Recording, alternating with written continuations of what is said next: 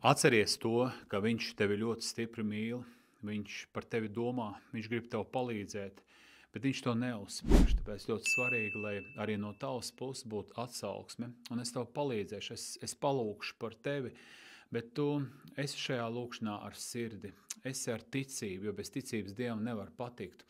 Un redzēs to, ka Dievs darbosies. Viņš darbosies savā veidā un pēc sava laika, cik viņš to ir nospraudis, lai būtu atrisināts tavas problēmas, bet viņš noteikti būs ar tevi, viņš noteikti palīdzēs tev. Viņš nevienam, kas uz viņu sauca, nekad nav atteicis.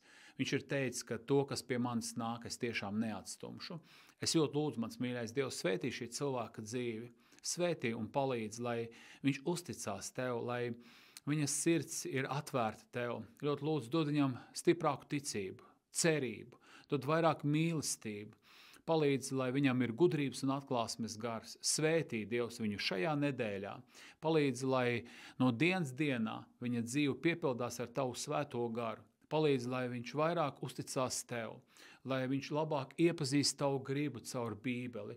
Palīdz, lai tie mezgli, kas ir ļoti cieši aizvilkušies, varbūt tie finansiālie mezgli, veselības problēmas vai attiecību problēmas, lai tas viss, Dievs dārgais, ar tavu palīdzību ir atsiets un lai tu tanī visā pagodinies, lai ir glābts viņš, lai ir glābti visi viņa radinieki, lai visi viņi kopā ir debesīs pie tava troņa pēc šīs dzīves šeit virs zemes. Es visu to lūdzu Jēzus Kristus vārdā.